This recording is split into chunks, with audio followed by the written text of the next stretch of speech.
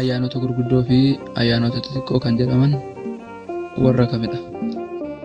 Guyyaa ayyaana maxinoo, Tsinsat, Bisraat, ayyaana maxqii, ayyaana noolaawii, ayyaana dhagna qabaa.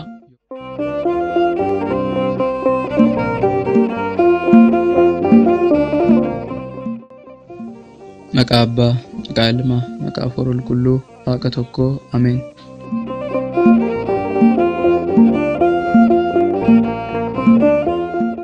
Ayyaanota gurguddoo fi ayyaanota xixiqqoo kan jedhaman warra kamidha?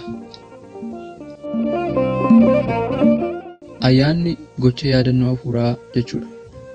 Torbanittii fi ji'atti, waggaatti, guyyoota boqonnaa fi gammachuu jechuudha.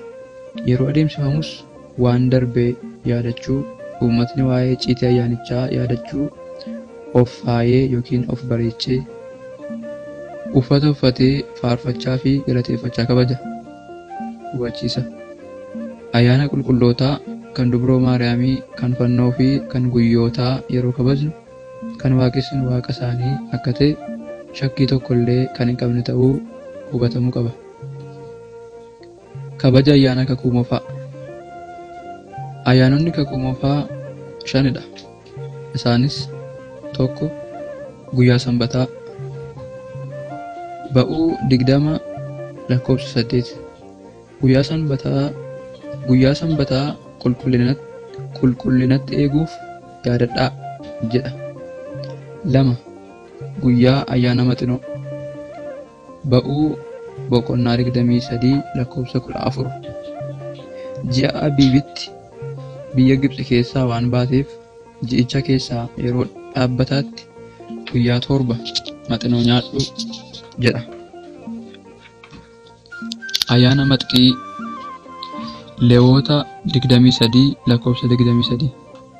Waaqayyo Museedhaan jedhe, ji'a 7ffaatti guyyaa sana malakatni afuufamee walga'ii qulqullaa'aan waamame haa ta'u. 4. Ayyaana Astariyoo. Leewwota 23 lakkoofsa 26. Ji'a 7ffaa kanatti guyyaa 10ffaatti guyyaa araarri bu'u isiniif haa ta'u jedhe Waaqayyo Museedhaan. 5. Ayyaana Gordommoo. Leewwota 23 lakkoofsa 33. Ji'a 7ffaa kanatti guyyaa 15ffaadhaa jalqabee guyyaan 7 ayyaana Gordommooti jedha. Kabaja ayyaana kakuu haaraa. Ayyaanonni gooftaa kakuu haaraa keessatti kabajaman 18dha. Isaanis ayyaanota gurguddoo fi xixiqqoo jedhamuun qoodamu. Ayyaanota gurguddoo. Ayyaanonni gurguddoon kakuu haaraa 9dha. Isaanis 1. Tsinsat, Bisraat yookaan ulfaa'uu. Guyyaan kun yaadannoo waan sadiiti. Isaanis guyyaa addunyaan kun kan hin jirrerraa gara isa jiruutti dhuftedha. Fayyisaan biyya lafaa Yesuus Kiristoos guyyaa itti garaa dubree Maariyaam keessa buledha. Addunyaan kun gara fuulduraatti guyyaa itti darbitudha. Guyyaan kun guraandhala 29 irra oola yookaan kabajama. Maatiyos boqonnaa 1 lakkoofsa 21. 2. Ayyaana dhalachuu yookaan lidata. Guyyaan kabaja dhalachuu gooftaa keenya Yesuus Kiristoos waggaadhaan muddee 29, bara Yohaannis immoo muddee 28 kan kabajamu yoo ta'u, guyyaa kanatti waan 7tu wal lolanii turan. Waaqayyoo fi nama, ergamootaa fi nama, lubbuu fi foon, uummataa fi ahizaaba yookaan kan amanee fi kan hin amanne walitti araaramee waliin guyyaan inni tokkummaa uumedha. Luqaas boqonnaa 2 lakkoofsa 1, Isaayyaas boqonnaa 9 lakkoofsa 12. 3. Ayyaana cuuphaa yookaan xibqat. Cuuphaan guyyaa xalayyaan gabrummaa keenya itti haqamee fi guyyaa itti mucummaan keenya deebi'ee guyyaa ayyaana bilisummaati. Ayyaanni kunis amajjii 11 kabajama. Maatiyos boqonnaa 3 lakkoofsa 11, Luqaas boqonnaa 1 lakkoofsa 12. 4. Ayyaana Dabra Taaboor yookaan Tulluu Taaboor. Ayyaanni kun waggaatti hagayya 13 kabajama. Guyyaa kanas Yesuus Kiristoos Phexros, Yaaqoob, Yohannisiinis Musee isa erga du'ee waggaa 1644 fi Eeliyaas isa fooniin ol ba'e walitti fidee icciitii isaa itti dubbatee barsiisedha. Yeroo kabajamus ibsaa fi daabboo yookaan bixxilleedhaani. Maatiyos 17 lakkoofsa 1 hanga 9, Maarqos 9 lakkoofsa 2 hanga 13, Luqaas 9 lakkoofsa 28 hanga 36. 5. Ayyaana Hosaa'inaa. Gooftaan Yesuus Kiristoos guyyaa itti ilmoo harree irra taa'ee mana qulqullummaa naanna'ee fi gad of deebisuu isaa guyyaa itti ibsadha. Kana malees guyyaa xiqqaa fi guddaan wal ga'ee faarfatee fi fayyisummaan gooftaa saba duratti dubbatamedha. Ayyaanni kunis bitootessa 19 hanga eebila 23 gidduu oola. Maatiyos 21 lakkoofsa 1, Luqaas 19 lakkoofsa 28, Yohaannis 2 lakkoofsa 14. 6. Ayyaana fannifamuu yookaan Siqilata. Ayyaanni kun yaadannoo kan godhamu Gooftaan Yesuus Kiristoos balleessaa addaan balleessee gabrummaadhaa baasuuf gad of deebisee guyyaa itti uumama harka isaatti dabarsee of kennee fannifamee du'ee bilisa nu baasedha. Ayyaanni kunis bitootessa 24 hanga eebila 28 gidduu oola. Maatiyos 28 lakkoofsa 1, Maarqos 16 lakkoofsa 1, Luqaas 24 lakkoofsa 7. 7. Ayyaana du'aa ka'uu yookaan Tinsaa'ee. Gooftaan Yesuus Kiristoos du'a keenya du'ee, du'a isaatiin du'a diigee, awwaala qullaatti hambisee du'a mo'ee ka'e. Du'a ka'uun keenyas guyyaa itti labsame waan ta'eef guyyaa kana ayyaaneffanna. Bitootessa 26 hanga eebila 30 gidduu oola. Maatiyos 28 lakkoofsa 1, Maarqos 16 lakkoofsa 1, Luqaas 24 lakkoofsa 1. 8. Ayyaana ol ba'uu yookaan Irgata. Gooftaan Yesuus Kiristoos erga du'a mo'ee ka'ee akkuma du'aa ka'een ol hin baane hanga guyyaa 40tti bartoota isaatti mul'atee waa'ee du'aa ka'uu isaa fi icciitii mootummaa isaa itti himaa. Gaafa guyyaa 40ffaa isaa bartoota isaa katamaadhaa hanga Biitaaniyaatti isaan baasee isaan eebbisee gara samiitti ol ba'e. Ayyaanni kunis caamsaa 5 hanga waxabajjii 9 gidduu oola. Maatiyos 16, Luqaas 24:42. 9. Ayyaana Phaaraaqiliixoos yookaan guyyaa 50ffaa. Phaaraaqiliixoos jechuun jecha Giriik yeroo ta'u gara Giiziitti yeroo hiikamu Mansi'ii, Masni'ii, Mabrii, Naazizii, Kaasitii, Arhaawii, Maastafasihii, Maastasarrii, Alabaawii jechuudha.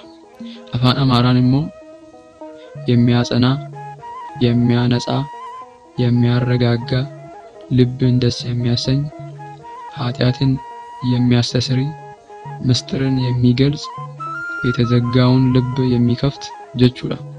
Afaan Oromoon immoo kan nama jajjabeessu, kan nama bilisoomsu, kan nama tasgabbeessu, kan laphee gammachiisu, cubbuu kan namaa dhiisu, kan icciitii namaaf ibsu, laphee cufame kan banu jechuudha. Ayyaanni kunis du'aa ka'umsa irraa gaafa guyyaa 50ffaa fi ol ba'uu irraa gaafa guyyaa 10ffaa kabajama. Ayyaanni kun guyyaa dhaloota mana kiristaanaas jedhamee beekama. Kunis caamsaa 15 hanga waxabajjii 19 gidduu oola. Hubachiisa. Ayyaanonni gurguddoon kakuu haaraa warreen armaan olitti ilaalle yeroo ta'an guyyaan sanbataa hangafa ayyaanotaa jedhamuun beekamu. Kanaaf ayyaanota kana akkuma sanbataatti kabajuu qabna. Ayyaanota xixiqqoo. Ayyaanni xixiqqaan kakuu haaraa 9dha.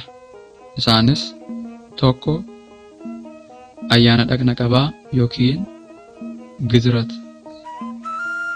Ayyaanni waggaatti amajjii 6 kabajama. Luqaas 2:21. Guyyaa 8ffaan erga darbee mucicha dhagna qabuun ni ga'e. Akkuma ergamaan dursee itti himes maqaa isaas Yesuus jedhan jedha. 2. Ayyaana Qaanaa Galiilaa. Ayyaanni kun waggaatti amajjii 12 kabajama. Yohaannis boqonnaa 2:1.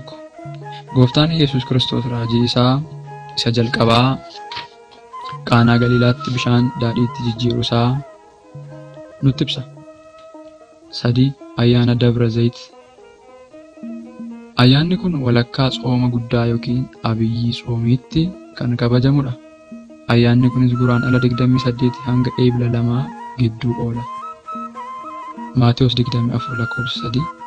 Gooftaan Yesuus Kiristoos waa'ee rakkina dhufuuf jiru bartoota isaatti himuusaa fi akka jabaataniif of eeggachiisuu isaatu barreeffamee argama.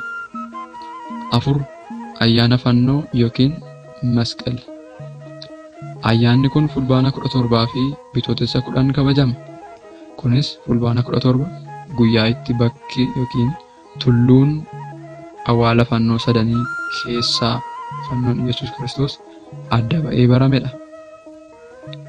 Bitootessi 10 immoo erga awwaalichi adda ba'ee beekamee qotamuu jalqabee guyyaa kana immoo fannichi baafamee argamedha.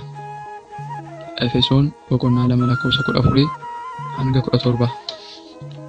5. Amaanu'eel. Ayyaanni kun muddee 28 kabajama.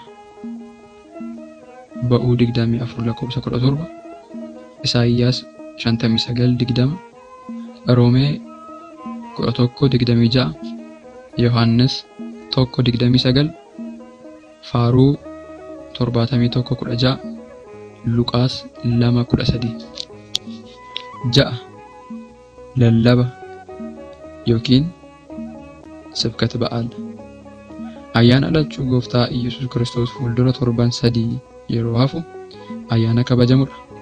Tibba lallabaa kan jedhamus muddee 7 hanga 13 kan jiran guyyoota torban sanadha. Maatewos 1:1 hanga 6. Ba'uu 21:9. Keessa deebii 18:18. Lammaffaa Saamu'eel 17:3. 7. Ayyaana Ifaa. Ayyaanni dhalachuu Gooftaa Yesuus Kiristoos ga'uuf torban 2 yeroo hafu ayyaana kabajamudha. Uumama 1:3. Faarfannaa 42:3. Lammaffaa Qorontos 4:6. Isaayyaas 9:1. Yohaannis 19:38. Maatewos 27:45 irraa ni arganna. 8. Ayyaana Noolaawii. Ayyaanni dhalachuu Gooftaa Yesuus Kiristoos ga'uuf torban 1 yeroo hafu ayyaana kabajamudha. Kunis muddee 21 hanga 27 gidduu oola. Faaruu 79:11. Ermiyaas 23:21. Yohaannis 10:1. 9ffaa fi inni dhumaa ayyaana Sim'oon jedhama. Ayyaanni kun Guraandhala 8 kabajama. Yaadannoon isaas dhaloota Kiristoos dura bara 500tti biyya Yerusaalemitti bara mootii Baaxilimoos gurguddoonni macaafa raajotaa afaan Ibraayisxii gara Tsiriitti akka hiikaniif waamamanii turan. Yeroo kanatti Sim'ooniin macaafa raajii Isaayyaas isa ga'ee osoo hiikaa jiruu Isaayyaas 7:14. Durbi dubrummaadhaan ulfooftee dubrummaadhaan ilma deessi kan jedhu irra ga'ee yoon dubra jedhee hiike fudhatama hin qabu jedhee dubartiin jedhee gidduutti gaafa mugaatiin isa qabee mugee dammaqu bakka inni dubartii jedhee hiike durba jedhee jira. Ammas faaqee yookiin balleessee dubartii jedhee barreessuuf yeroo jiru ergamaan Waaqayyoo dhufee dhiisi isa shakkite kana otoo hin argiin hin duutu jedheen. Innis waggaa 500f akkasiin jiraatee kana booda Hafuurri Qulqulluun Yesuus Kiristoosii fi Sim'ooniin mana qulqullummaa keessatti walitti fidee innis hammatee dhungatee egaa hoo iji koo fayyisuu kee argeeraatii garbicha kee gaggeessi jedhee yeroo kadhatu jaarsi waggaa 500 ga'eessa waggaa 40 ta'e. Luqaas boqonnaa 2:25 irraa ni arganna. Walumaa galatti guyyoonni ayyaanaa armaan olii kan guyyaa yaadannoo qulqullootaa, wareegamtootaa, ergamootaa, danaagilotaa fi haadha keenya dubree Maariyaamii irra oolanii fi kan kana fakkaatan hunduu guyyoota qulqullootaa fi kabajamoodha. Kanaafuu guyyoota kana addatti ilaaluu qabna. Kabajuunis nurraa eegama. galanni waaqayyoof haadha isaa dubroo Maariyaamiif ulfaata fannoo isaatiif hanga bara baraatti ta'u. Ameen.